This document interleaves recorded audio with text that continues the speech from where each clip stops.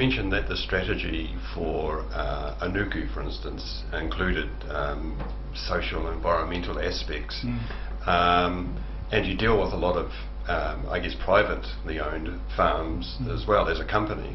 How is it different dealing with Onuku, in your planning?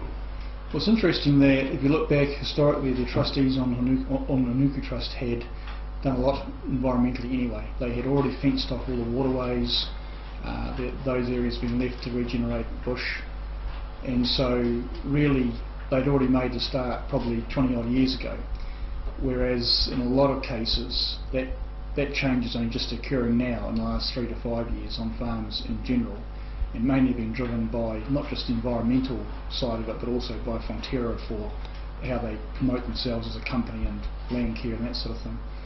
But also there was a lot of work still to do within existing dairy units. For instance, we had a look at how we manage nutrients. So one area that's become quite a strong focal point in the last half decade to decade is making sure that you're not overloading the soil with nutrients that might cause problems down the track, and in particular nitrogen is one of those.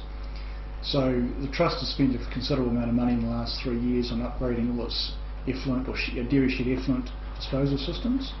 All four, there's 4 dairy farms now the Trust operates, all 4 now have some of the most modern up-to-date effluent management systems that can be put in place. There's probably room to do more in the future, but at least now we know that we're able to spread dairy effluent at a rate over soil that the soil itself and plants in that soil can handle. So those sorts of things are paramount in our thinking.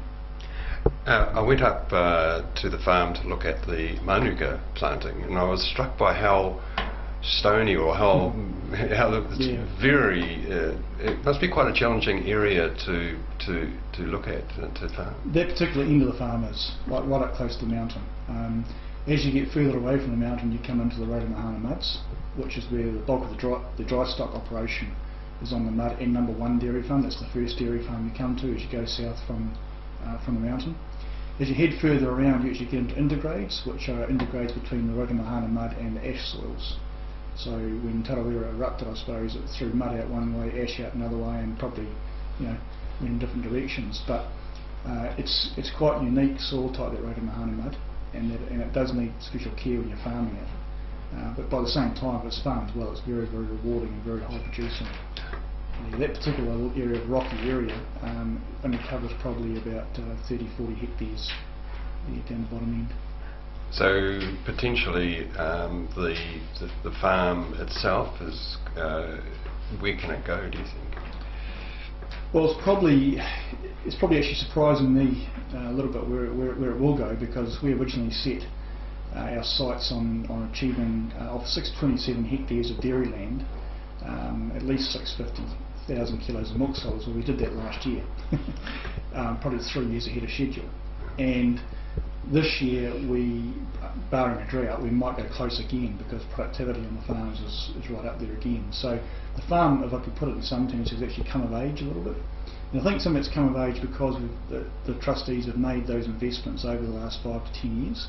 And finally, you must get a reward off those if you have the right management in place inside that structure. And we do have very good managers on the farms at the moment.